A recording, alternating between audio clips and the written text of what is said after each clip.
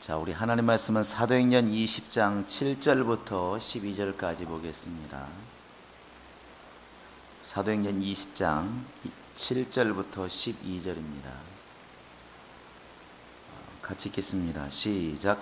그 주간의 첫날에 우리가 떡을 떼려 하여 모였더니 바울이 이튿날 떠나고자 하여 그들에게 강론할새 말을 밤중까지 계속하며 우리가 모인 윗다락에 등불을 많이 켰는데 유두구라는 청년이 창에 걸터 앉아 있다가 깊이 졸더니 바울이 강론하기를 더 오래 하며 졸음을 이기지 못하여 3층에서 떨어지거늘 일으켜 보니 죽었는지라. 바울이 내려가서 그 위에 엎드려 그 몸을 안고 말하되 떠들지 말라, 생명이 그에게 있다 하고 올라가 떡을 떼어 먹고 오랫동안 곧 날이 새기까지 이야기하고 떠나니라. 사람들이 살아난 청년을 데리고 가서 적지 않게 위로를 받았더라. 아멘. 이제 바울이 지금 그리스의 사역을 다 이제 거의 마무리 짓고 예루살렘을 향해서 지금 이제 올라가고 있는 3차 전도 여행의 거의 막바지에 이르는 광경입니다. 그 앞에 이미 5절 6절에 보시면 드로아라고 이렇게 나와 있는데, 드로아가 지금 말하면 이제 트로이, 지금 터키 지역입니다. 우리가 트로이 목마로 많이 이렇게 알고 있는 그런 지역인데, 6절에 보시면 빌립보에서 배로 떠나서 닷새 만에 드로아에 있는 그들에게 가서 이래를 머무 이렇게 되어 있는데, 빌립보는 이제 그리스 쪽입니다. 마게도냐인데 거기에서 지금 터키로 넘어오는데 지금처럼 뭐 교통이 발달하지 않았기 때문에 5일이 걸린 모양이죠.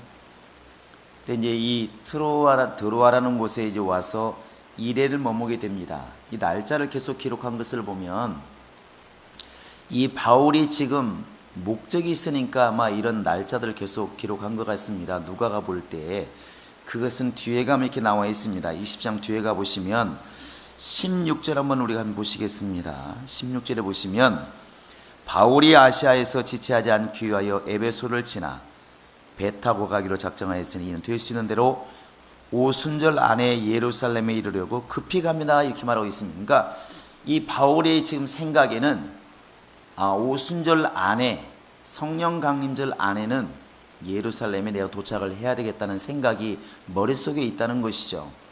그래서 지금 드로아에서 5일을 머물게 됩니다. 계산을 해보면 6절에 보시면 무교절 후에 이렇게 되어 있습니다. 6월절 지났다는 얘기죠. 6월절 지난 다음 날부터 일주일이 이제 무교절인데, 그 오순절은 6월절부터 50일째 되는 날이 이제 무교절입니다. 그러니까 벌써 5일이 지났고 그 다음에 드로아에 와서 2일을 머물렀습니다. 그러면 벌써 2주가 이제 지나간 것이죠.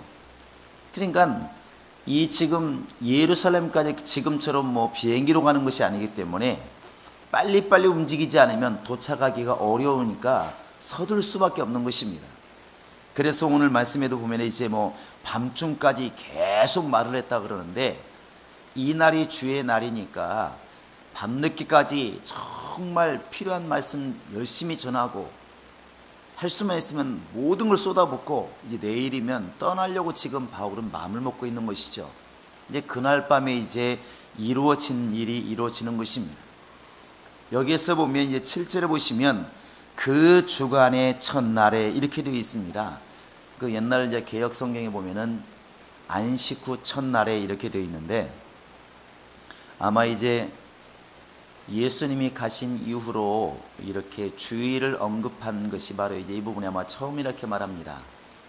근데 오늘날도 지금도 뭐 안식일 교회에서는 안식일을 왜 안 지키느냐 이렇게 말하기도 하고, 기독교에서는 안식일은 구약의 절기고 또 신약을 이제 주일이다 이렇게 해서 또 논란이 참 많은데, 여러분과 지금 내가 알아야 될 것은 우리는 지금 율법 아래 있는 자들이 아니고 바로 예수 그리스도 안에 있는 자들입니다. 이것을 언뜻 이렇게 비유를 하자면 율법이 지금 사라졌느냐, 그렇게 볼 수 없다는 것이죠. 율법은 지금도 살아 있습니다. 그럼 여러분과 지금 내가 과연 율법의 정죄를 벗어날 수 있느냐? 우리는 이게 행사입니다. 드디어 이제 오른쪽으로 건너갔습니다. 앞으로는 좀 신경 쓰셔서 진동을 놓으시든지 끌 수 있도록, 이것은 오늘날은 예의니까 해주시기 바랍니다. 한두 번도 아니니까. 근데 이렇게 안식일과 주일을 이렇게 얘기할 때 율법과 진리를 얘기하지 않을 수가 없다는 것이죠. 오늘날 우리가 율법을 과연 지킬 수가 있을까? 누구도 못 지킵니다. 율법은 아무도 지킬 자가 없어요. 그러니까 율법을 지켜서 의로 나가려고 하는 사람은 반드시 망할 수밖에 없습니다. 그러면 율법이 사라졌느냐? 아니라는 것이죠. 예수님 말씀하시기를 나는 율법을 폐하러 온 것이 아니라 완전케 하러 왔다, 이렇게 말씀해 주었습니다. 그러면 어떻게 우리가 율법이 사라지지 않았는데 율법을 이기고 과연 주님께 나아갈 수 있을까? 하나님께 구원을 받을 수가 있을까? 그것은 예수라고 하는 이 우산이 있기 때문에 가능한 것입니다. 비가 오는 날 우리가 아무리 빗속을 빨리 달린다 한들 비를 안 맞을 장사가 없습니다. 누가 그러더라고요. 연장감이 칸에 어떤 목사님이 비가 오니까 이게 틀렸어요. 그래서 에이, 어차피 맞은 거 그냥 천천히 가지. 그래서 옆에서 뛰면은 덜 맞는다고. 그 왜 그러냐고 했더니 여기가 지금 비가 오고 있는데 빨리 가면 이 비는 안 맞는다는 거예요. 차라리 시간을 당겨서 1시간 걸릴 걸 30분 만에 가면은 30분 동안 비를 안 맞는다고 하면 이해를 하겠는데, 빨리 가면 지금 여기 머리에 맞을 거 빨리 지나가면 여기 안 맞는다는 것이죠. 이제 우스갯소리를 했다고 믿는데, 아무리 정말 세계에 제일 빨리 달리는 요즘에 누굽니까? 볼트가 달린다 해도 비를 안 맞을 장사는 없습니다. 그런데 초등학생만큼 달리지 못하고 뛰박질을 못한다도 안 맞는 방법이 뭔지 아십니까? 우산을 쓰면 되는 겁니다. 우산을 쓰면 안 맞을 수 있는 거예요. 비가 안 와서 안 맞는 게 아니고 우산을 쓰면 안 맞는 것이죠. 쉽게 말하면 율법의 612가지의 모든 조항을 과연 어떤 사람이 벗어날 수 있을까? 성인이라고 불러지는 사람들은 과연 평생을 살면서 마음속으로 욕심 한 번, 시기 한 번, 질투 한 번 안 부렸을까? 한 번만 어기면 끝나는 건데 안 어길 리가 없습니다. 그들도 분명히 화를 냈을 것이고, 그럼 끝났다는 얘기죠. 근데 그런 방법으로는 인간이 아무리 의로워도 사람 보기는 참 굉장한 분이라 할지라도 율법을 지킬 자는 아무도 없다는 것입니다. 그러면 우리가 어떻게 하나님이 원하시는 그런 구원에 이르르고 하나님의 나라에 갈 수 있을까? 그건 예수라고 하는 그 우산이 우리에게 있다는 겁니다. 할렐루야. 그래서 에베소 1장에서도 예수 안에서 너희에게 신령한 것으로 복 주시고 그리스도 안에서 너희를 구원하시기를 기뻐하시고, 그리스도 안에서 이 말을 바꿔보면 그리스도라고 하는 예수라고 하는 우산 아래에서 너희가 비를 맞지 않고, 이건 똑같은 말입니다. 이게 우리에게 은혜가 된다는 것이죠. 그래서 예수 안에 있다고 하는 것이 그만큼 여러분과 지금 나에게 큰 은혜가 되는 것입니다. 오늘 이제 말씀을 통해서 우리가 보는 것은 이 첫날이라고 하는 것, 분명히 안식일 기점으로 첫날이니까 지금 주일이죠. 이 주일이 우리에게 소중합니다. 율법을 지키는 사람들에게는 이게 아무것도 아니지만 여러분과 지금 나에게 소중한 것은 이 주일이 말 그대로 주의 날이기 때문에 소중하다는 것입니다. 예수님이 언제 부활하셨나요? 이런 건 그냥 톡 튀어나와야 되는데, 예수님이 무슨 날 부활하셨나요? 안식 후 첫날도 맞고 주일날도 맞습니다. 자, 우리 한번 요한복음 20장을 보시기 바랍니다. 자, 요한복음 그 앞에 있는 20장 19절을 보시기 바랍니다. 20장 1절부터 이미 안식일을 말하고 있습니다. 마리아가 안식 후 첫날 예수의 무덤에 갔었고, 자, 우리 한번 19절 보시기 바랍니다. 시작. 이날 곧 안식 후 첫날 저녁 때에 제자들이 유대인들을 두려워하여 모인 곳에 문들을 닫았더니 예수께서 오사 가운데 서서 이르시되 너희에게 평강이 있을지어다. 예수님이 제자들을 죽으신 다음에 제자들을 언제 찾아오셨느냐? 안식 후 첫날, 지금 주일날 찾아오신 겁니다. 예수님은 부활하신 날이 언제냐? 안식일입니다. 여러분과 지금 나는 누구를 따라가느냐? 예수를 따라가고 있는 것입니다. 할렐루야. 그래서 고린도 15장에 나와 있는 것처럼 예수는 우리의 부활의 첫 열마가 되시고 이렇게 말하고 있습니다. 예수님이 부활하신 것처럼 나도 부활하기를 원하는 것이고, 예수님이 십자가를 지신 것처럼 나도 십자가를 지기를 원하는 것이고, 하나님께서 자기 아들이신 예수에게 만유를 주신 것처럼 우리 또한 예수님처럼 만유의 후사로 우리가 부르심 받은 것은 아들 안에서만 부르심을 입었다는 것이죠. 그래서 아들이 부활하신 부활 그 주일, 바로 이 주일이 여러분과 지금 나에게 소중하다는 것입니다. 그래서 이 초창기에 처음에 이 성령이 임하실 당시에는 제자들도 분명히 안식일을 지켰지만 점차 우리는 예수께로 옮겨갔다는 것입니다. 그래서 그때부터 안식일보다는 주일을 섬기기 시작했다는 것이죠. 주의 명령을 지키고 주의 말씀을 새기고 주님께서 명령하신 성찬을 기념하고, 이런 것들이 언제 이루어지느냐? 주일날 이렇게 이루어졌다는 것이죠.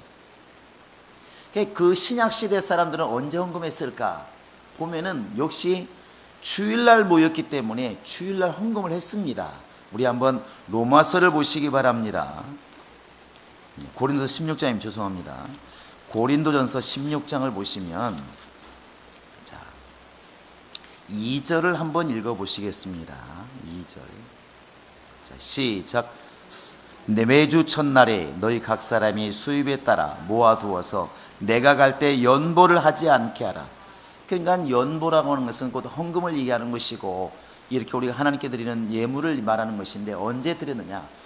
구약의 사람들은 안식일날 성전에 들어오면서 성전세를 드렸지만, 이제 성령 안에서 그리스도의 사람이 된 사람들, 예수의 사람이 된 사람들은 주일날 이렇게 헌금하는 것이 당연했다는 것입니다. 그래서 오늘 우리는, 여러분과 나는 지금 주일날 헌금을 드리며 하나님께 예배하는 것입니다. 그러면 주님은 또 언제 우리에게 은혜를 주실까요?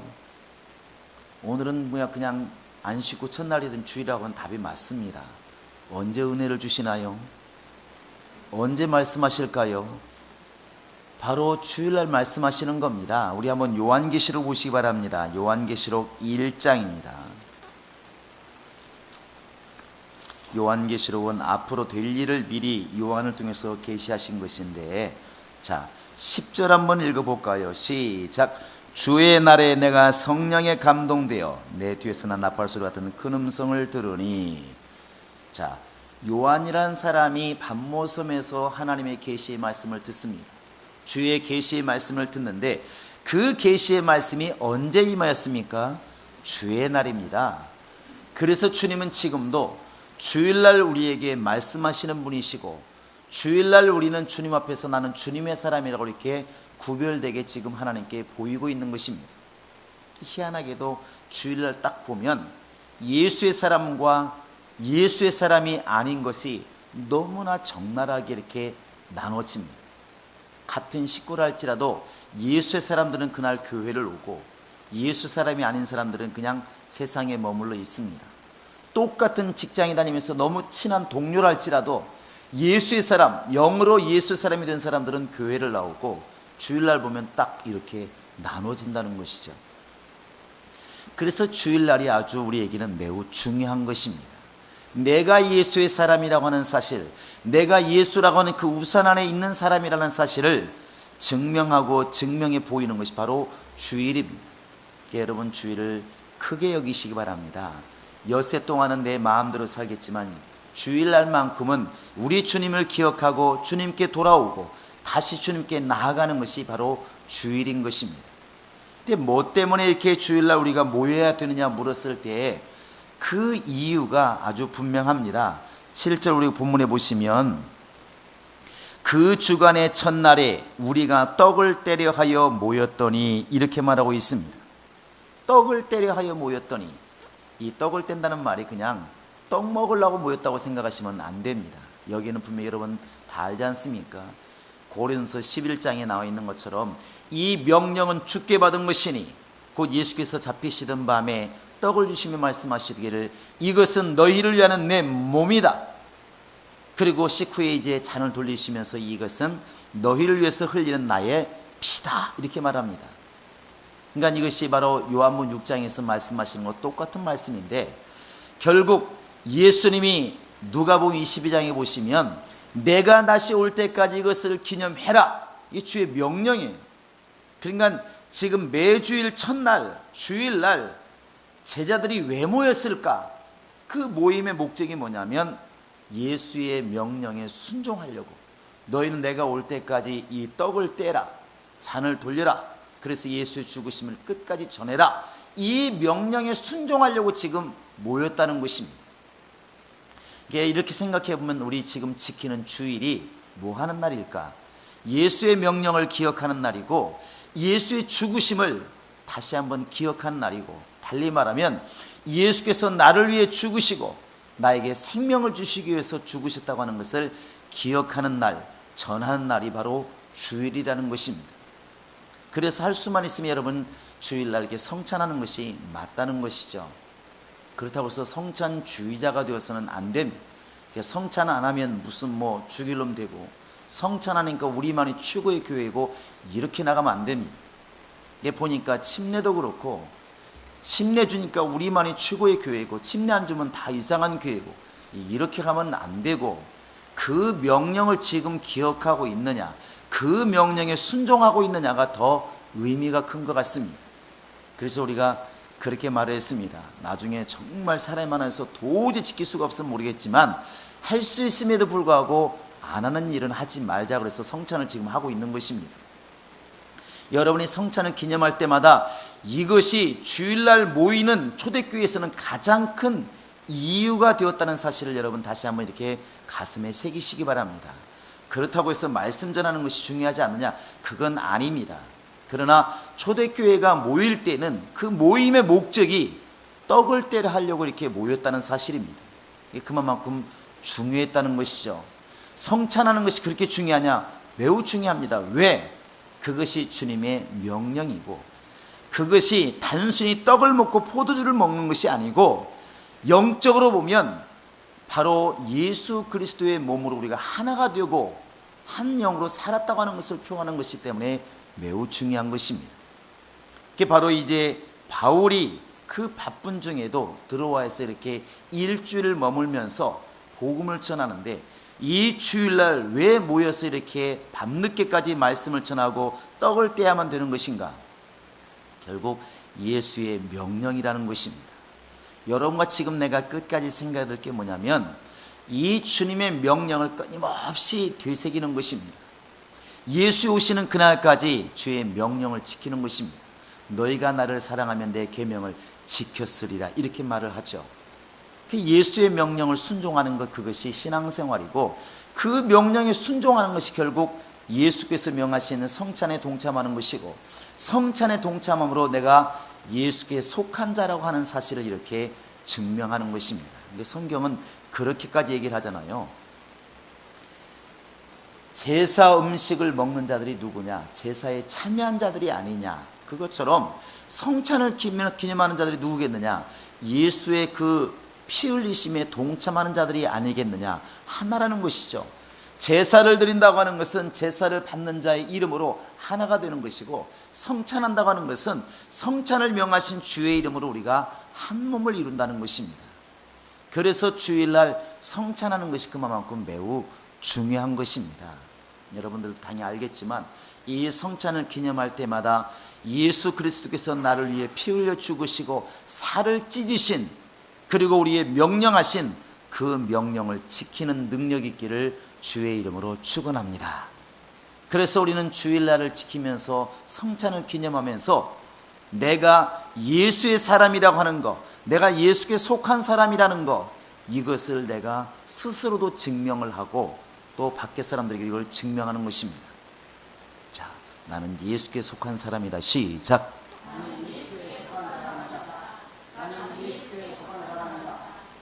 여러분, 이것은 참 말은 쉽지만 매우 중요한 것입니다. 예수께 속한 사람이라는 사실을 늘 잊지 않고 믿으시기 바랍니다. 근데 이제 바울이 내일 떠나야 되니까 마음이 급하겠죠. 야, 이거 오순절까지 예루살렘에 가야 되는데 그 당시는 도보로 가는 거니까 어떤 일을 당할지 얼마나 지칠지 모르니까 마음이 급하죠. 그냥 밤 늦게까지 이제 막 설교를 하는 것입니다. 성경을 가르치고 강론하고 뭐 질문도 받았을 수가 있겠죠. 여기에 보시면 뭐 밤중까지 계속했다 나와 있고, 지금처럼 이렇게 전기를 킬 때가 아니니까 이 8절에 보시면 윗다락에 등불을 많이 켠댔게 되어 있습니다. 그 당시는 아마 이제 호약불이 있었는지는 모르겠지만 아마 이렇게 그냥 보면은 그냥 이런 종기 같은 데다가 심지 꽂아가지고 불을 이렇게 튕겼던 것 같아요. 말이 많은 사투리가 나오는데 뭐라고 그래야 되나요? 그러면 튕겼다, 불을 그냥 켰다. 이게 접시 같은 데다 이렇게 보면은 시골에서도 호롱불 우리 킬 때 보면, 저희는 고등학교 2학년 때까지 호롱불 켰던 기억이 나는데, 호롱불은 그래도 좀 양반이고 그 당시 그마저도 없는 분들은 이렇게 보면 이게 그냥 이런 종제기 같은 데다가 이렇게 심지만 만들어가, 무명실로 심지만 만들어서 불을 켰잖아요. 이게 아마 이 당시에는 그 옛날이니까 당연히 그렇게 했던 것 같습니다. 근데 이게 좀 지나면 심지가 좀 타가지고 불이 환하질 않아요. 그러면 좀 높여 올려서 만들면 불이 확 커집니다. 대신에 이제 끓음이 올라오죠.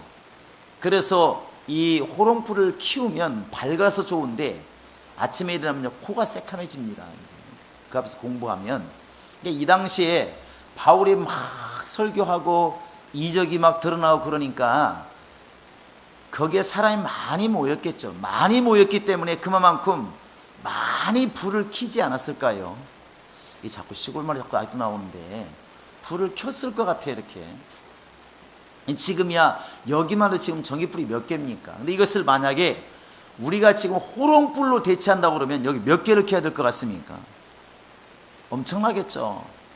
그러면 당연히 뭐 냄새 나고 코가 새카매지고 눈이 뻘개지겠죠. 근데 그것도 1시간도 아니고 밤 늦게까지 막 이렇게 하니까 사람들이 말합니다. 그 당시에 뭐 창문이나 컸겠나 환풍기나 있었겠나. 그러니까 졸음이 안 오는 게 이상하다는 것이죠. 그래서 이 유두고라 하는 청년, 참 이렇게 또 이름을 남깁니다.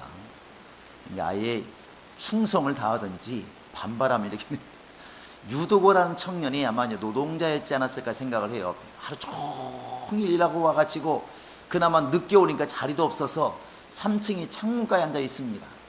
일찍 왔으면 바닥에 앉았을 텐데 바닥이 꽉 차버렸기 때문에 당연히 창문에 걸터앉을 수밖에 없는 것이죠.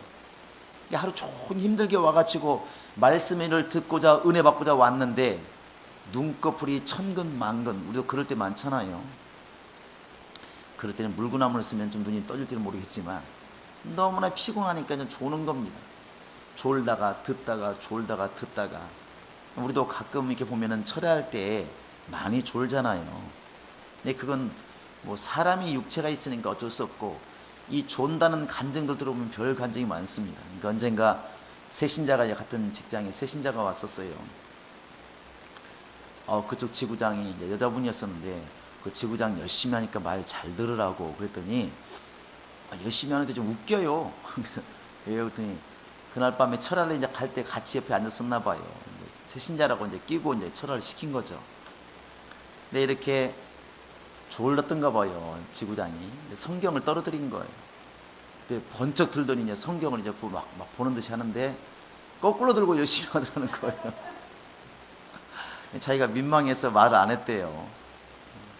너무 졸리니까 뭐 제가 떨어진 걸 주워가지고 뭐 거꾸로 찬송을 했겠지. 근데 그걸 뭐 사람 심리가 이해가 되잖아요.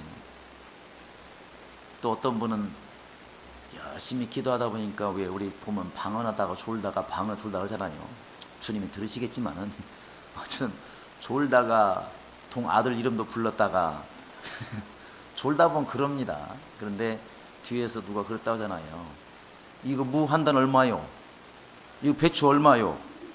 그래서 내가 지금 시장에 왔나 그래서 버뜩 보니까 자기가 졸고 있는데 뒤에서 그 소리를 하고 있더라는 것이, 이렇게 돌아보니까 그분도 졸면서 지금 시장에 온 거죠. 남들이 막 기도하고 있는데 너무 졸리니까 졸다 가면 이제 꿈속에 바로 이제 시장을 갔던 모양이죠. 무 한 단에 얼마요? 배추는 얼마예요? 그러니까 이제 졸던 앞에 사람도 깜짝 놀라가지고 이 시장 왔나? 이런 일들이 많죠. 뭐 지금은 근 11시까지 보통 많이들 하니까 별로 그럴 일이 없는데 과거에는 뭐 4시까지 막 하니까 이런 일들이 많았습니다.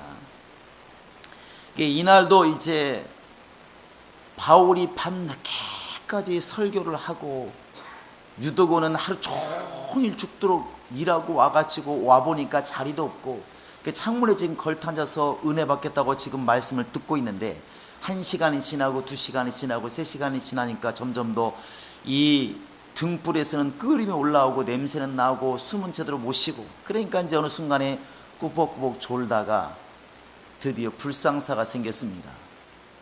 나머지 떨어졌잖아요. 3층에서 그것도 떨어졌다고 되어 있습니다. 그것도 그냥 다리가 부러진 게 아니라 뭐라고 되어 있습니까? 죽었는지라. 보통 일이 아닙니다. 죽었는지. 그래서 바울이 내려가서 그 위에 엎드려 기도했는데 여기에서 보면 내려갔다는 말이 이제 원어로 보면은 헬라어로 보면 에페페센 뭐 이런 뜻이다 그러는데 뛰어내려가서 달려내려가서 이런 뜻을 담고 있다고 그래요. 그러니까 바울도 얼마나 놀랐겠습니까? 이렇게 사람이 꽉 차 있고 창문에도 막 사람이 앉아 있을 만큼 사람이 많은데 여러분 예수께서 부활하셨습니다. 열심히 있으면 설교를 막 하고 있는데 청년이 툭 떨어졌습니다. 이렇게 막 사람들 막 뛰어내려가고 같이 뛰어내려가서 보니까 애가 죽었어요. 여러분 그 순간 얼마나 사람들이 당황하고 괴로웠겠습니까? 그날 집회는 세상 말로 말하면 이제는 망한 거예요. 그때 바울이 이제 그 아이를 안고 이렇게 이제 기도를 합니다. 근데 이 안았다는 이 말이 구약하고도 비슷한 게 있습니다. 사무엘상 한번 볼까요? 열왕기상입니다. 같이 한번 보겠습니다. 17장을 보시기 바랍니다. 엘리야가 이렇게 그 사렙다 과부의 주인집 그 아들이 죽었을 때 비슷한 모양으로 이렇게 살립니다. 열왕기상 17장 한번 보겠습니다. 21절 보시겠습니다.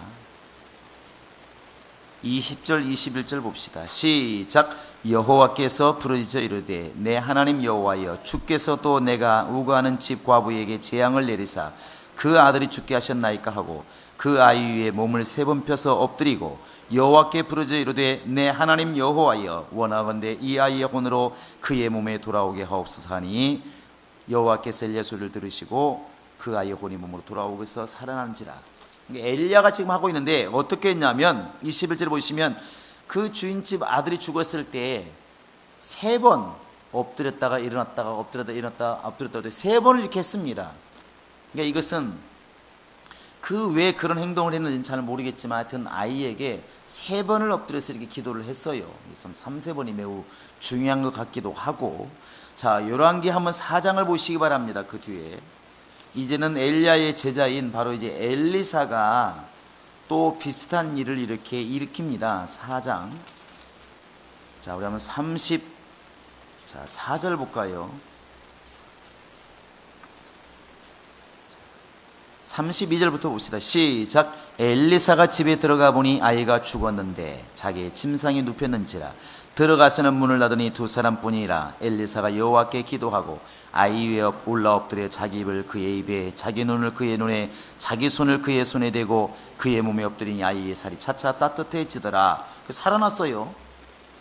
근데 엘리야가 지금 하는 방법하고 엘리사가 하는 방법이 조금 차이가 있습니다. 눈치채셨나요?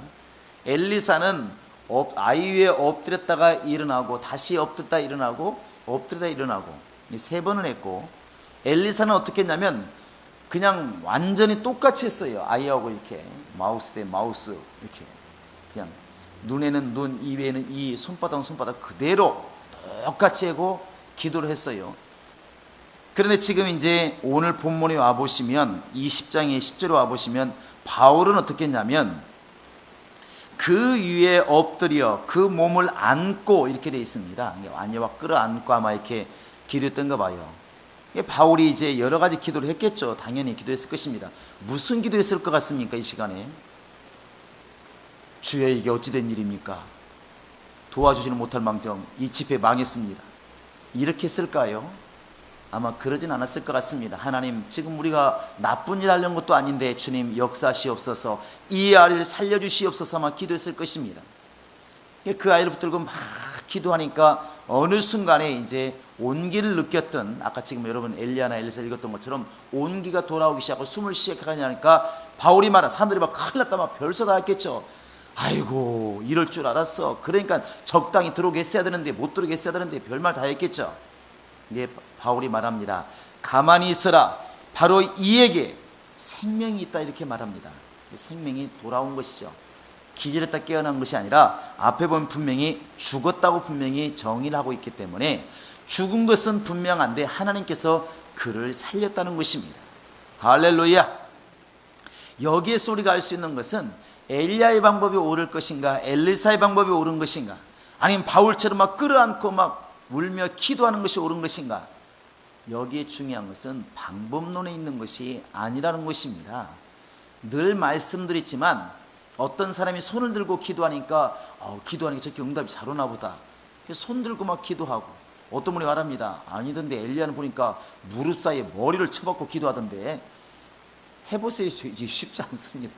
근다고 그날부터 이제 막 살 빼가지고 머리에 머리를 박고 기도합니다. 근데 예수님은 또 하늘을 우러러서 기도했거든요. 오늘도 우리는 머리를 쳐들고 이제 하늘을 우러러서 기도해야 됩니다. 방법론에 있는 것이 아니라 얼마나 믿음을 가지고 하나님께 나아가고 있느냐가 훨씬 중요하다는 것입니다. 지금 바울은 밤늦게까지 말씀을 전하는 것도 주의 이름으로 전하고 있는 것이고, 이 유도고라는 청년이 죽었을 때도 주의 이름으로 지금 기도하고 있는 것이고, 결국 바울이 행하고 있는 것은 믿음으로 지금 행하고 있는 것입니다. 그러니까 말씀을 전할 때도 역시 영혼들은 은혜를 받는 것이고, 주의 이름으로 행할 때에 유두고라는 청년이 하나님께서 은혜를 베푸심으로 살게 되는 것입니다. 할렐루야. 여러분과 지금 내가 바로 어떤 일을 하느냐가 중요한 것이 아니라 믿음으로 행하고 있느냐가 더 중요하다는 것입니다. 영적으로 하고 있느냐가 중요하다는 것이죠.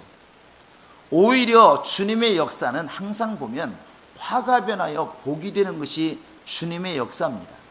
저녁이 되고 아침이 되니 이는 첫째 날이니라, 이것이 자연에서만 주님이 그렇게 말씀하시는 것이 아니고, 예수를 딱 견줘보면 예수님이 십자가에 죽으시니라, 이건 저녁이잖아요. 해가 떨어졌습니다. 끝났습니다.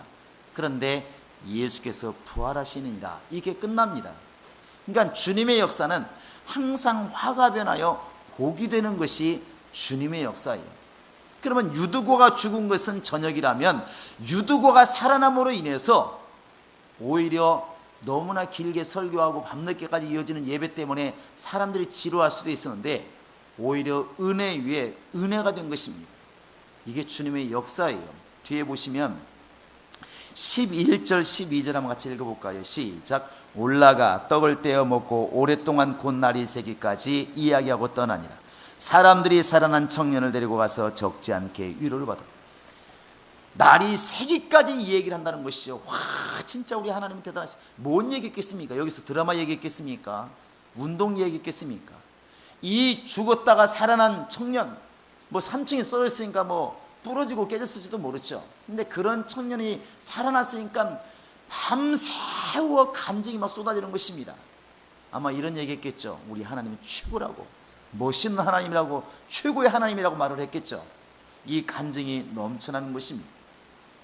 그리고 12절에 보시면 적지 않게 위로를 받았더라. 이게 무슨 말이냐면 이 당시에 믿는 사람도 많았지만 핍박하는 사람이 얼마나 많았습니까? 그냥 그 핍박받으면서 어렵게 이렇게 신앙생활하는 사람이 많이 있었는데, 그들이 이렇게 하나님이 죽은 자를 살리는 것을 보고 위로를 받았다는 것입니다. 우리 하나님은 지금도 살아서 역사하시는 하나님이시구나, 죽은 자의 하나님이 아니시라 산 자의 하나님이시구나, 이렇게 사람들이 다시 한번 용기를 얻고 위로를 얻었다는 것입니다.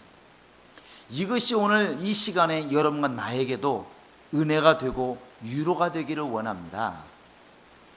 그래서 예수 믿는 사람은 때로는 사업이 또 어려워질 때도 있고 때로는 환경이 어려워질 때도 있는데, 늘 간증하시는 분들 그런 얘기 하잖아요. 아, 하나님께서 또 나에게 무엇을 주시려고, 이게 답이라는 것입니다. 세상 사람은 누가 죽었다 그러면 끝났구나 이렇게 생각하지만, 믿는 사람들은 누가 돌아가셨다 그러면 이제 부활할 일만 남았구나 이렇게 본다는 것이죠. 그러니까 성경의 역사는 항상 그렇습니다. 다윗이 차라리 산속에 있었더라면 그냥 평생 동안 목동으로 잘 살았을지 모르는데, 괜히 하나님이 기름 부어주심으로 말미암아 그 수년 동안 사울에게 얼마나 죽도록 쫓겨다닙니까? 차라리 골리앗 죽인 다음에 망했잖아요. 그거 망한 거 아니겠습니까? 양도 못 치고 굴 속에서 잠을 자고 죽도록 도망다니는 신세가 되었으니까 망한 거죠. 그런데 오히려 그런 것이 나중에 보니까 누구도 따라갈 수 없는, 지금도 사람들이 그 이름을 들먹거리는 위대한 왕이 되는 길이었다는 사실입니다. 그걸 보면 다윗이 쫓겨다니는 것이 그게 망한 게 아니라 성공으로 가는 시작이었다는 것을 성경을 통해서는 금방 알 수 있다는 것이죠. 그래서 성경이 여러분과 지금 나에게 일러주고 있는 것은, 너희 십자가를 지는 그것이 망한 게 아니라 그것이 부활로 나아가는, 성공으로 나아가는 시작이라고 지금 말씀하고 있는 것입니다.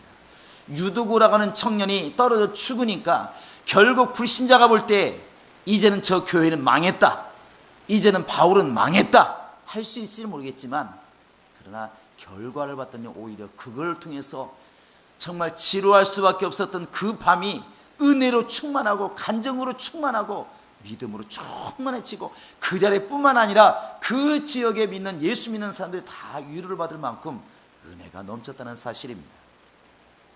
할렐루야. 그래서 이 눈이 우리에게도 지금 필요한 것입니다. 이게 바로 믿음의 눈이고 영안이라 볼 수 있는데, 내가 그런 일이 닥쳐도, 또 우리 성도들 때로는 조금 어려운 일이 닥쳐도 우리 집사님이 큰일 났네, 이제 망했네가 아니라 하나님이 더 크신 것을 주시려고 환경으로 일하시기 시작하셨구나, 그렇게 보는 것이 오히려 성경적이라는 사실입니다. 제가 하나님은 그러십니다 그렇게 말하면 여러분들은 화가 변하여 복이 되게 하시는 분, 이렇게 하시기 바랍니다. 좀 길더라도 잘 기억하시고, 하나님은, 제가 들으니까 두 명이 화가 변하 이렇게 말하는데 화가 아니고 화입니다. 화. 자, 하나님은 복이 되게 하시는 분. 그래서 혹시 넘어지면 눈을 그냥 원망하지, 재수없어 그러지 마시고 눈을 크게 떠보시면 여러분 넘어진 그 자리에 다이아몬드가 있을지 모릅니다. 이게 하나님의 역사예요. 우리가 몇 전에 봤던 간증도 그것도 그러잖아요. 그 쌍둥이 빌딩이 넘어지는 그 시간에 갈 수 있는, 그 안에 회의가 이미 잡혀있는 사람인데 비행기 내리자마자 배가 너무 아파서 화장실 가서 기도하고, 기도도 배가 안 나서 약 사 먹고 어찌고는 사이에 늦어져 가지고 거기를 못 들어갔는데 그 사이에 빌딩이 무너져서 살게 되고, 오히려 배가 안 아팠더라면, 배는 안 아팠을지 모르겠지만 죽을 수 있는데 오히려 배가 아픔으로 인해서 더 큰 화를 면하게 되었더라, 간증이잖아요. 그게 바로 우리 믿음의 사람들의 간증인 것입니다. 할렐루야. 바로 이 유두고란 청년의 일이 유두고란 청년의 일로 생각하지 마시고 우리의 삶이라고 본다고 한다면, 지금 당장 닥치는 것, 유두고가 떨어져 죽었대, 큰일 났다, 이제 망했다, 이제 어떻게 하면 좋으냐, 이렇게 생각하는 것이 다 불신자의 눈이라면, 하나님은 다시 살려서 은혜 받게 하시고 간증하게 하시고 오히려 그걸 통하여서 복이 되게 하시는 하나님, 그게 우리 하나님이십니다. 이 하나님을 잘 신뢰하시고 믿으시고 영적으로 승리할 수 있기를 주의 이름으로 축원합니다. 이 시간 우리 다 같이 기도하시겠습니다. 이 시간 기도도, 주여 정말 내게 이런 믿음이 있게 하소서, 믿음의 눈이 있게 하소서. 정말 많은 사람들이 이제는 끝났다고 말할 수 있는 그런 환경이 올지라도 우리는 그를 통해서 주님의 역사를 보게 도와주시고, 바다에 길을 내시고 사막에 강을 내시는 하나님의 능력을 내가 믿게 도와주시고, 그 하나님을 신뢰하는 믿음이 내 안에 있게 하소서. 우리 다 같이 기도하시겠습니다. 살아계신 하나님 아버지, 함께 하시고 인도하여 주시옵소서. 거룩하신 아버지 하나님이 함께 하시고 도우셔서 우리 모두가 다 영적으로 깨어있게 하시고 영적으로 하나님을 신뢰하게 도와주시고 하나님을 의지할 수 있도록 역사하여 주시옵소서. 아버지, 우리의 심령을 깨워주시고 우리의 심령에 하나님의 은혜만이 충만할 수 있도록 역사하시고 인도하여 주시옵소서. 아버지여 우리를 도와주시옵소서. 믿음의 눈을 가지게 도와주시옵소서. 믿음의 눈을 가지게 도와주시옵소서. 믿음의 눈을 가지게 도와주시옵소서. 할 수 있거든이 무슨 말이냐? 믿는 자에게 능치 못할 일이 없다고 말씀하신 하나님의 그 믿음을 우리가 가지게 도와주시고 약속을 따라 나아가는 승리하는 믿음이 있도록 우리 아버지 하나님이 함께 하시고 인도하여 주시옵소서. 깨어있게 하시고 충만하게 도와주시고 하나님께 나아갈 때 승리하는 믿음으로 나아갈 수 있도록 역사하시고 인도하여 주시옵소서. 화가 변하여 복이 되게 하신 하나님 아버지, 우리가 그 하나님을 체험하게 도와주시옵소서. 저녁이 되고 아침이 되니 하루가 되게 하신 하나님 아버지, 그 하나님을 신뢰하게 도와주시옵소서. 영적으로 깨어있도록 우리 아버지 하나님이 함께 하시고 인도하여 주시옵소서. 역사하시고 인도하여 주시옵소서. 우리 한 가지만 더 기도하겠습니다. 이제 다음 주 수요일부터 금요일까지 우리 행복한 교회 부흥회가 이루어집니다. 정말 오직 우리에게 성령이 임하시면 이런 주제를 가지고 기도하게 되는데, 정말 행사가 아니라 내 심령의 마가다락방의 성령의 역사가 이루어져야 우리가 비로소 주님의 사랑을 볼 수가 있을 것입니다. 성령으로 아니하고 예수를 볼 수 있을까? 성령으로 아니하고 예수를 증거할 수 있을까? 성령으로 아니하고 진리를 알 수가 있을까? 불가능하다는 것입니다. 이 시간 기도할 주여, 정말 이번 성회를 통하여서 나도 처음 사랑을 회복하는 기회가 되게 도와주시고, 내 주변의 영혼들을 구령하는 기회가 되게 도와주시고, 온 교회가 그렇게 성령으로 이끌림 받는 교회가 될 수 있도록, 그런 계기가 되어지는 성회가 될 수 있도록 하나님이 성령으로 준비할 때부터 도와달라고 간절히 기도하시겠습니다. 살아계신 아버지 하나님이 함께 하시고 도우셔서 아버지 하나님, 우리 영혼들 정말 깨어나게 도와주시고 충만하게 도와주시고, 이번 정말 성회를 통하여서 심령이 살아나게 도와주시고, 아버지 하나님이여 우리의 영혼이 깨어날 수 있도록 우리 아버지 하나님이 함께 하시고 인도하여 주시옵소서. 아버지여 우리와 함께 하시옵소서. 성령의 사람, 성령의 교회, 성령의 영혼들 될 수 있도록 도와주시옵소서. 성령으로 말하게 도와주시고, 성령으로 기도하게 하시고, 성령으로 찬양하게 도와주시고, 성령을 따라 하나님께 나아가는 우리 모두가 될 수 있도록 아버지 하나님이 함께 하시고 인도하여 주시옵소서. 주께서 역사하시고 주께서 인도하시고 주님의 역사만 이루어지는 거룩한 역사가 있도록 하나님이 함께 하시고 인도하여 주시옵소서. 살아계신 하나님 아버지, 우리 하나님께서 예수를 통하여 영원한 나라가 있음을 보여주시고 예수를 통하여 영원한 나라를 소유케 하심을 감사를 드립니다. 하나님 아버지여, 이제는 우리 속에서 역사하시는 성령을 따라 믿음 생활 잘하게 도와주시되, 때로는 육신적으로 환경적으로 영적으로 고난이 올 때에 좌절하지 않게 도와주시고 실망하지 않게 도와주시고, 역사하시는 하나님, 복 주시는 하나님, 오늘 또 우리를 인도하시는 하나님을 믿고 따라갈 수 있도록 역사하시고 인도하여 주시옵소서. 풍랑이는 바람이 보일지라도 우리 눈에 보이는 정말 예수만을 바라보고 달려가게 도와주시고, 좌로나 우로나 치우치지 않게 도와주시고, 하나님이 기뻐 받으시는 믿음이 우리 영혼에 충만히 마시도록 역사하시고 인도하여 주시옵소서. 우리가 정말 이 땅을 떠나는 그 순간에 우리의 생을 돌아보면서 내가 다 이뤘다 말할 수 있는 용기가 있게 도와주시고, 그런 생활할 수 있도록 신앙생활하게 도와주시옵소서. 예수님이 승리했으니 우리도 승리하게 도와주시고, 예수님이 이기었으니 우리도 원수의 싸움에서 이기게 도와주시고, 예수님이 아버지께 순종했으니 우리 또한 그렇게 하나님께 순종하는 삶을 살게 하여 주시옵소서. 감사하고 예수님의 이름으로 기도합니다. 지금은 우리 주 예수 그리스도의 은혜와 하나님 아버지의 극진하신 사랑과 성령의 교통하심과 인도하심이 이제 오직 하나님을 전적으로 신뢰하며 나아가기를 작정하는 모든 신명들 머리 위에 지금으로부터 영원토록 함께 있을지어다. 아멘.